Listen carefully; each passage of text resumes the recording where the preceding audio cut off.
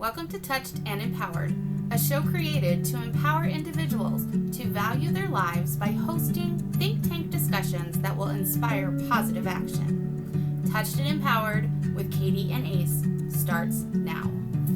So, welcome to this episode of Touched and Empowered. I am Katie here with Ace, and Ace has something profound to start with today. Thanks, Katie. Sarcasm, love, gratitude. I'm not too sure. But a little bit of everything. Right? A little bit of everything. Yeah, well, so it's been really interesting. So we're in the middle of Mercury in retrograde. So everything is going up in the air. Old paradigms are being tested. Everyone's feeling impatient. A lot of different weird energies are like incepting the brains of all. And you can't find anything. I can't find my AirPods, so you're just hearing pure boom of my voice. Thank you. But what I really found interesting was, so I was sitting down with my neighbor as I was walking a puppy. I'm going to. We love puppy sitting. Well, yes, we do, because one of my best friends. Oh, cute little puppy. Right. This is Claire. So Claire and I were. Claire and I. She's like, I'm on camera. I'm going to kiss you now. Yeah. I love it. Claire and I we were sitting with my neighbor, and he was talking about how his daughter, beautiful little girl, is going to try snowboarding, and he's a little nervous about her because she's amazing when she gets things, but before it happens, like she gets in this thing called what he actually phrased as a beginner's prison. So like there's an anxiety before you even do anything. Well, I can understand the nervousness of trying something new. Especially if you've never done it before. So it's like, so the way that he described it was like, it's like the anxiety before like you start taking action. Okay. And that's what he called as beginner's prison. We can change it. We can change the way you'd like to phrase it, but that's what he mentioned. I do think that this feeling of anxiety and stress and nervousness and, oh my God, what if I fail, is a totally legitimate feeling for anybody to be in before they try something brand new. Absolutely. Yeah. Especially if it's like, you're going to get hurt, like snowboarding. You can break a limb. Yeah, or it's like learning to drive a car. Oh my God, the anxiety of taking your foot off the brake for the first time, and then to have the vehicle actually move. And I remember having a panic attack about that when I was learning how to drive as a teenager, because I'm like, oh my God, I'm moving this giant box of steel that I cannot lift, but they're giving me the power to move it. No. I had some very serious issues with that the first day I started driving. But I understand this whole anxiety and fear and stuff holding you back, but it's the power that we have to overcome that. And I think, for me anyways, it's remembering that nothing is a failure. Anytime I don't complete something, it's just a temporary defeat because I am still learning that something. That makes sense. Also, as long as you don't die. Well, yeah. That's a great way. I mean, I'm not trying to instill the fear of death, but like, you kind of want to have more chances to do something that you haven't been able to do. Well, but here's the thing though, that stress and anxiety and everything that you have, for example, you were saying your neighbor's daughter's going to go snowboarding. That can physically be dangerous. You can get hurt. You could die. Driving a vehicle, you could get hurt. You could die. But that same anxiety is the same anxiety I get at the beginning of a diamond art or crocheting project. I'm not going to die from crocheting. Yeah. But that sense of stress and anxiety and, oh my God, how is it going to look when it's done? What if I fail? What if I have to start over because I missed a step or a stitch or a sticker or something? it's a legitimately real concern that applies to anything that we're starting from the beginning.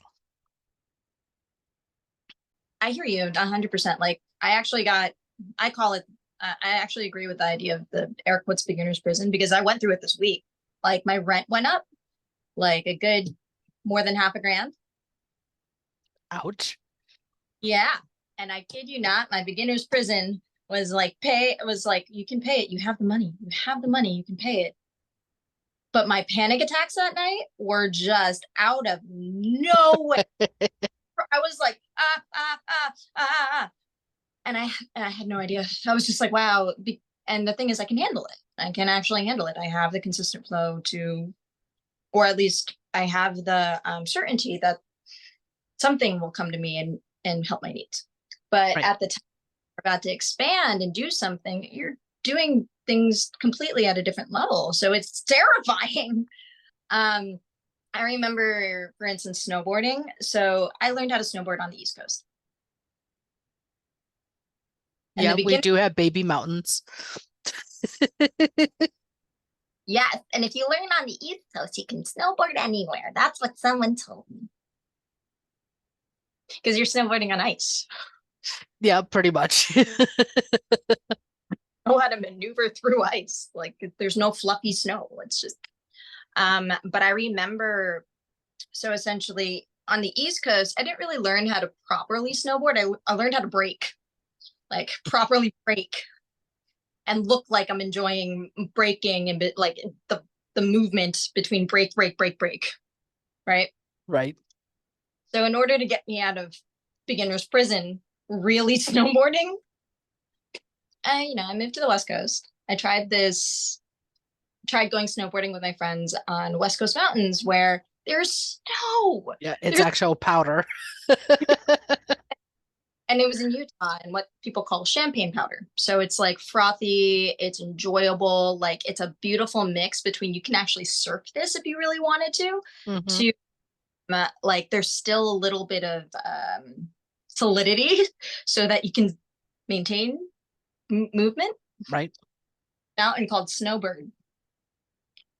And all of my friends are West Coast like pros on snowboarding. They're also like 15 years older than me, so they treat me like a little sister. So they're like, we're gonna go to this mountain first. You know why? And I'm like, why? I was like, because we put my brother on it, and by the time he got to the bottom, he was an excellent snowboarder the next day. And I went, okay. So they took you to Crash Test Mountain? No, they not just crash test, because this isn't crash test. This is you either live or die. It's all the way down this giant mountain. So I'm going to this mountain, and I'm still in beginner's prison. Midway up the lift, I'm like, Yeah. Terrifying. like internally, that's how I'm screaming. Mm-hmm. One of my friends was like, how you feeling? Are you scared yet? I'm like, no. We get to the top. Okay, I'm scared. I was really scared. So at the top of this mountain, it's if you, ladies and gentlemen, if you ever look up snowboarding difficulties, the range of difficulties, there's like green, which is easy. There's blue, which is medium, and then there's black, which is like, a little more expert. Then there's Right. double diamonds, which is essentially like Do not enter. an 85-degree drop off the mountain, like, right? So we get to the top of this mountain. There's one blue, and the path is the size of my bed. It's a queen bed. That's like, Okay, yeah, that's not a lot of space because if you put your arms out to the side, you're able to touch whatever's off to your sides. yeah. And if you're going fast, which you kind of have to, you're going down a mountain, you'll either hit the cliff wall to the right, Oh, or you'll fall down the cliff on the left. So I could do that. We didn't do that. no. No, instead, everything else is double black diamonds down. So you didn't take the blue circle one with the cliff off to the It was side. very- That was scarier than the double diamond? yeah, because the double diamond had snow. The Oh, blue, okay. Yeah, okay. I could see that. Snow means padding. I gotcha. there's padding, and then on the blue, there's just rock and go. Like, so I'm like, what? And then I just see my friends go and jump off the side and just start going. And I'm like, huh? So when I get down and they're like, just break down, and then eventually your board will catch it. Your board, not you, your board will catch the right edge so that you kind of just like traverse across. Just say hi Right. and keep going. And I'm like, what? So essentially you traverse, you take your board, you stick it in the mountain off the 85-degree angle, right? Right. And if you accidentally lean back, or like so the edge side of your board, right, Mm-hmm. has to stay in the mountain. If your toe side, right, you lean forward, and if you fall backwards, you can tumble down the mountain. Right. If you're on your backside, your heels have to stay into the mountain, and then you get to watch the cliff go by as and in those moments you only have life or death. Like, that's your choice. So that entire time down this mountain, I got to choose life and break out of beginner's prison, because I had no other choice unless I wanted to die. So I chose life. And therefore, by the time I was done with this mountain, I really was a pro. Which I can imagine. And there are lots of times where we are thrown into situations where it really is life or death, sink or swim kind of scenarios. I don't think we need to go to that extreme to break through. I agree. But, there are times that we do need that extreme to break through. And just recognizing that, okay, I can dial it back down and do a baby breakthrough. Like, for example, I could start crocheting an animal that's only the size of my hand versus the size of my body. Start small, but then there are times that it's like, you know what? Drop me off at the top of the mountain. Let's see what I can do, because I need that momentum to keep me going after I get to the bottom of the hill. I love that. And I agree. So pure, full transparency, authenticity, and sincerity. Of I was course. just following my friends on the top of this mountain, and I had no freaking clue what I was getting myself into. So sometimes it's also the best. You just don't know, you just know. And like, not that I live my life like that. I should all the time. I don't. I really don't.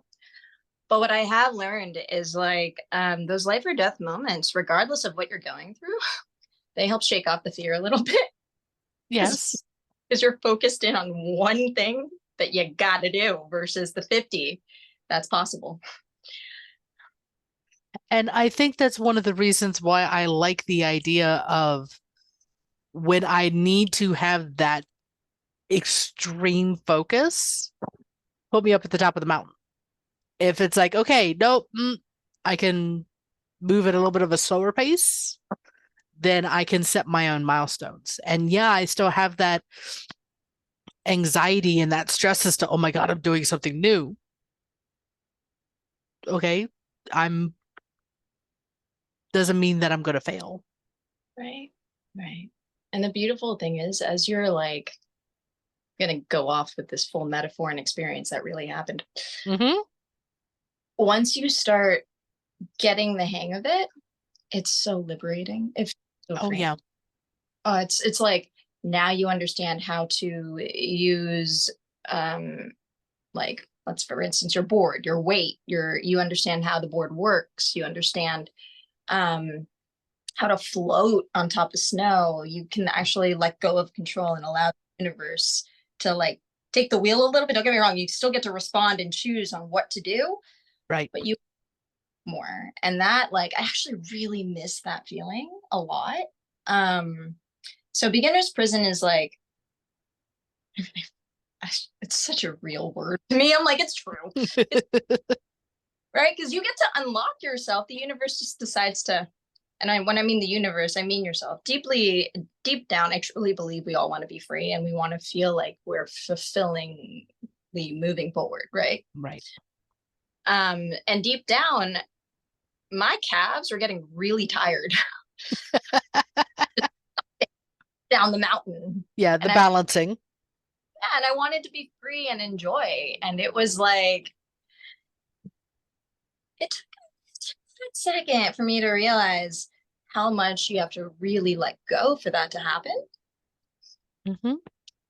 So to allow yourself out of that prison to really like enjoy. Don't get me wrong. I think the first time I started snowboarding, the very first time I fell flat on my chest and then also flat on my back and knocked the wind out of my back and messed up my shoulder.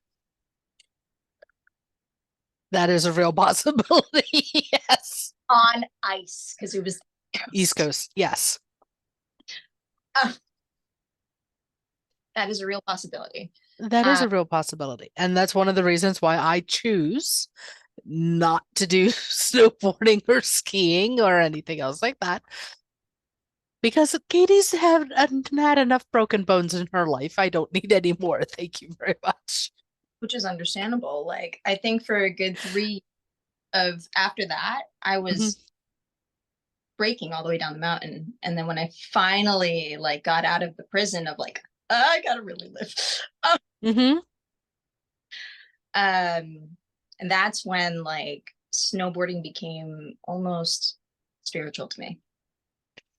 Which I can see that for a lot of people. And there's a lot of sports where when someone is, for lack of a better term, in the game, it's a purely spiritual and enlightening experience because they trust that their body's going to do what their body has been trained to do. So then that way they can just enjoy the feeling instead of focusing, I have to flex this muscle or flex that muscle to accomplish whatever the next step is that they need to do. It's the same thing that I've heard from people who are dancers.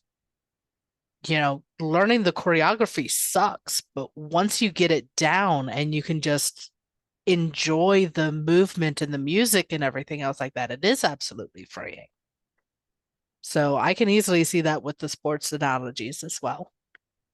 Thank you. Yeah, agreed. And like that could be for anything. Like for instance, I was terrified to do podcasts, speak live. I know that sounds really funny because like I don't know if I've ever you, but I actually have like stage fright. Well, I can understand that because I have stage fright of a different sort. And the only reason that I say it's of a different sort is because I've been on stage. I've performed in plays. I've sung on stage. My mom is a TEDx speaker. That is a level of public speaking that terrifies me. So it's like, okay, I recognize that that's a level that I am, maybe eventually one of these days I will have something that I want to share with the world that is TEDx or Action Talk worthy. Until then, I am perfectly fine doing whatever speaking I'm currently doing. Yeah, and that's fair. Let's talk about this life or death thing one more time. Okay, back to life and death. Are we still talking snowboards or are we switching it to something else? Now we're going to talk about speaking. Life and death speaking. Got it. That's speaking. All right. So you know that fear of death, like you're like, gosh, right? That like right before you're about to fall off a new roller coaster. Fall off. I'm sorry. You're never going to fall off a roller coaster. I really hope. You're going to. When you crest that hill and you're looking straight down and you're like, oh crap. Yeah. The very first time you're on like a roller coaster like Nitro and you're like about to drop all the way down. Right. That's how I felt during my first professional speaking engagement. You know why? Why? Because it was 15,000 people live. Well, there's that. But I have a feeling that even if it was just 5 people live, you would have still felt that. Yes. And Yeah. that's one of the best things I ever heard from a public speaker. Mm. They were teaching a workshop for speaking. They said the energy in your body between excitement and fear is exactly the same, which is why people who are terrified of roller coasters still go on them because of the excitement of roller coasters. Exactly.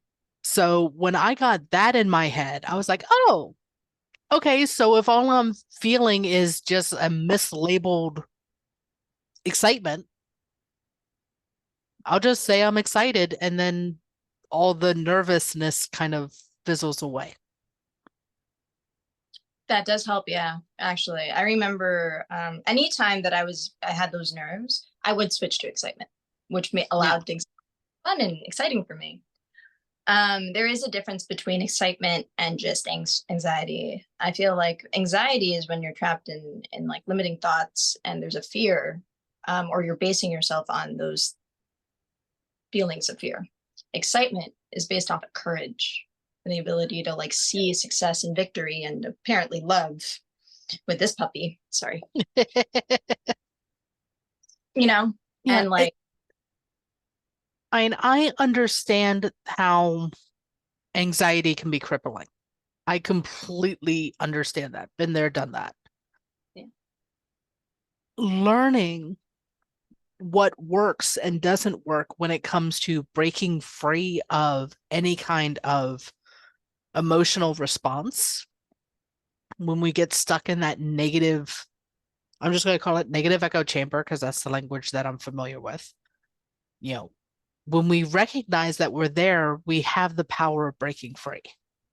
And it's really just personal awareness.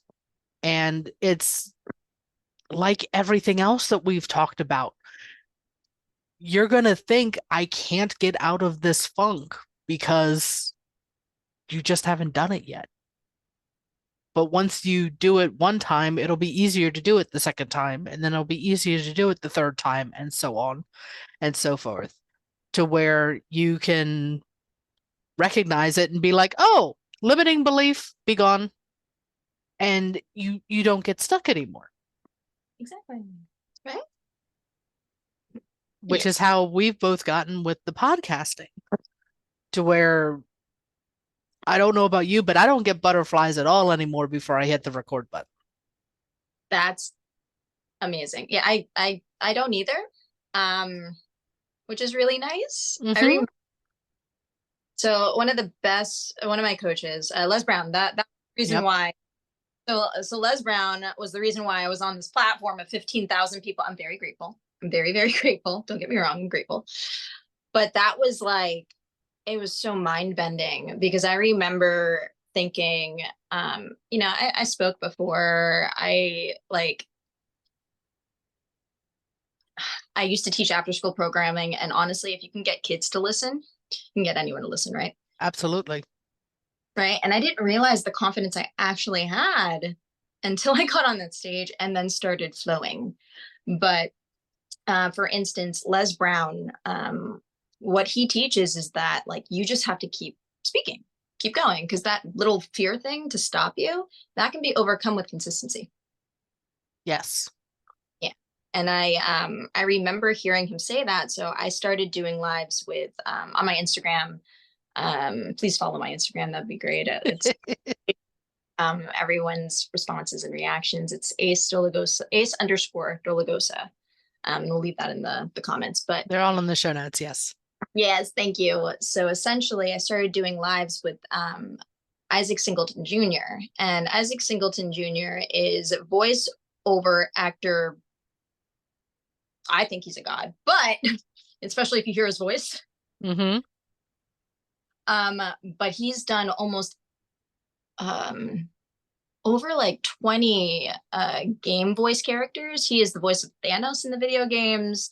If you see him, he was in the first Pirates of the Caribbean. He's the one that Yeah. Thumbs up. Yeah. He's the one that basically was like the first mate, the one that was shuffling Keira Knightley around. He's a really gentle giant in reality. And the thing about him was, I remember telling him I just need to practice, and he needed to get on social media. So we would do lives every week, and then I would get used to it. My first couple times I needed to drink because I was so nervous.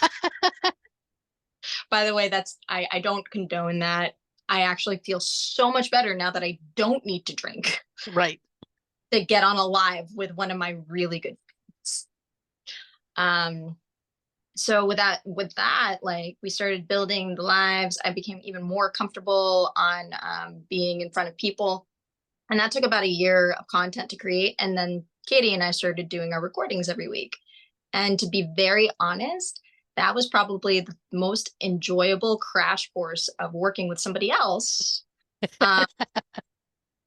But with the ability to understand how we can actually execute and deliver this podcast. So I'm really grateful that we were able to break out of our on that, because now we're just rolling, moving, and even having quarterly reviews, which we got to schedule, by the way. Yes, I know. We do. We have the business side of the podcasting, which no one really talks about. But you know what? It is what it is. Because I think from the standpoint of, as much as we love to do just the things that we love, we also need to understand why and how things work, and always strive to work better. And you can't do what you love without that business part of it too. So yeah, it all has taxes. that's true. Yeah. And also understanding the purpose, because doing something can become endless austerity until until you're like, oh, we're doing it because of this. This actually is worth more than anything that's like not as enjoyable. The best description I can think of is that saying practice makes perfect. No, perfect practice makes perfect. Because if you practice a song wrong on the piano, you're going to play it wrong for the rest of your life. You're not going to get any better practicing it wrong.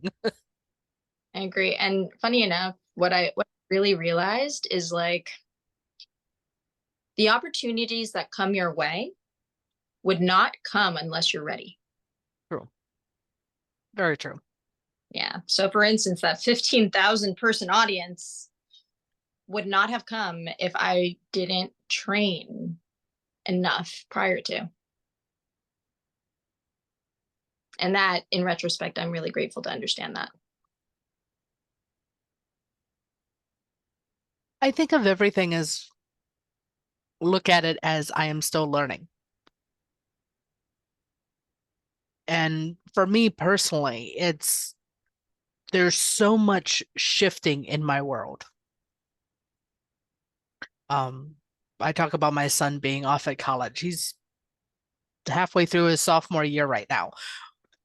Time is flying by. So soon he's going to be done with college. He's going to have his own house. He's going to be doing whatever it is with his boyfriend, whether they get married or not, it doesn't matter. He's going to have his pet rats.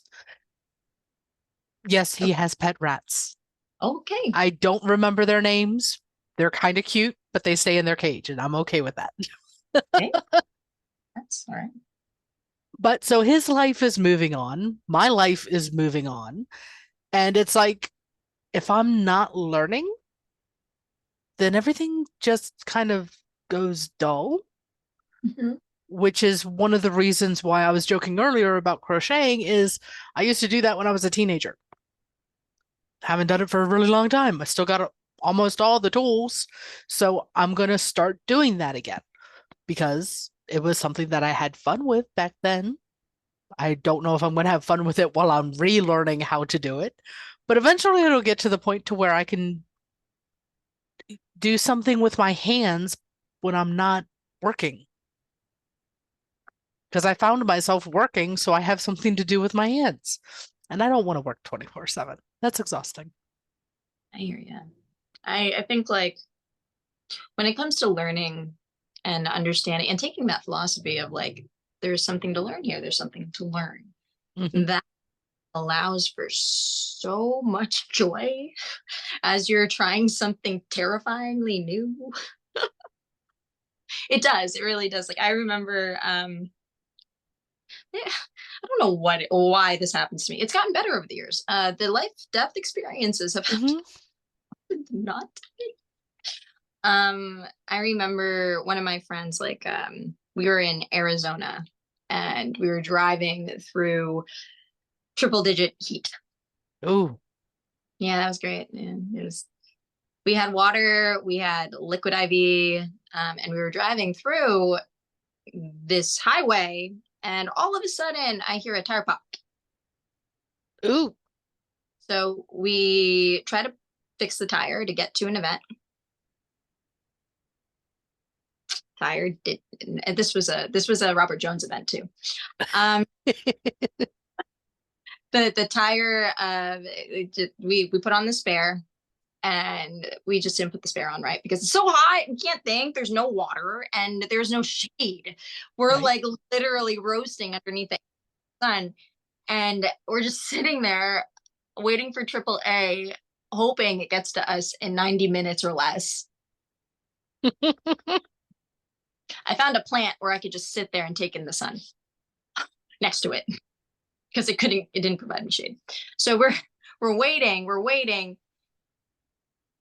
I learned so well how to really put on a tire after that because like the tire popped off and we needed to wait. Like it wasn't that, like if we did it right the first time, we would have been fine. Could have went on Right. our way. No, we got the tires like completely fixed, rotated and everything. The next day, ready for this? We're on the highway. We're driving. I'm like, oh, we're leaving Arizona. Okay. I see this metal sheet kind of fly out from underneath the truck. And if it wasn't for the fact that we rotated those tires, we wouldn't have swerved out of the way in time where the metal sheet didn't hit me dead on. Right. Yeah.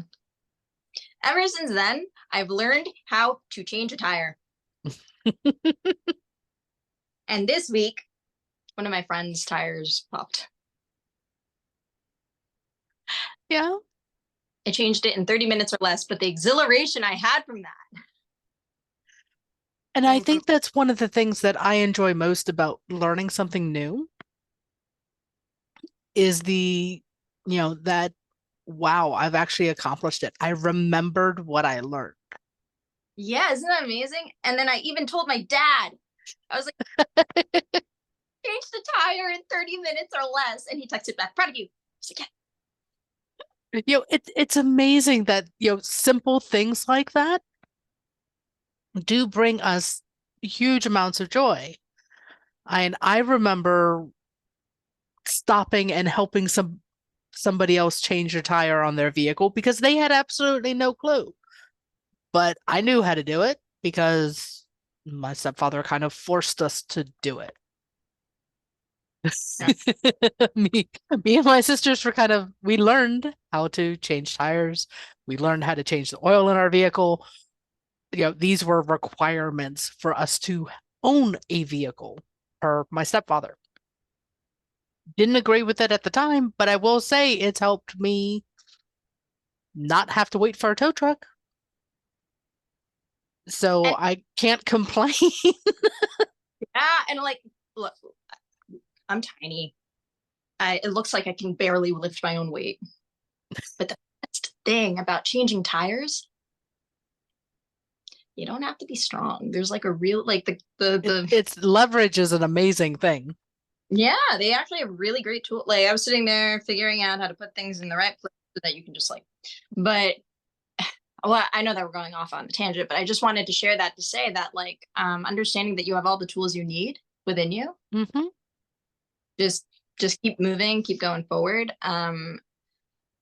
That simple advice right there, if nothing else, will keep you incredibly safe. and then you can move forward and break through beginner's prison, unlocking the doors yourselves and going into the freedom that you've always wanted every day. And trust me, yes, you do end up in beginner's prison, like I did this week. Yeah, but it becomes easier to manage when you know that you can break yourself out. Exactly. 100%. And so I definitely agree that, recognizing when you're there and realizing that I don't have to be, and that you can move forward from it is an amazing skill. And I do think I'm going to be trying to practice it more. Yeah. And thank you for sharing that. And over time, it gets easier. Here is a beautiful woman who says, and I'm trying to remember who said it. It was Eleanor Roosevelt. She mentioned that either Eleanor Roosevelt or Maya Angelou. I'm closing my eyes because I'm trying to remember perfectly. But I remember them, one of them shared that that you should be doing something that scares you every day. Something small. And the reason why is that way you can break through those moments of anxiety and fear more easily and more seamlessly. That way, because you've built it up consistently over time. And the puppy just, All right, my sweetheart. I got to show you this. She's cute. Oh, no, that is adorable. All right. This is why I'm just sitting here like, and hi, everyone. And on that note, we are reaching the end of our episode this week. So thank you for sharing all your scary life and death stories. I'm glad that you are still here. But I do think the lesson is, we're going to be in those scary situations. Whether it's actual or whether it's perceived, it doesn't matter. We're going to be there. And we just need to recognize that we're there, take a deep breath, and move forward. 100%. Thank you. Thank you, everyone. See you next week. Bye. Thank you for joining us. We hope that the discussion today will inspire you to take positive action in your life. Until next week, be empowered.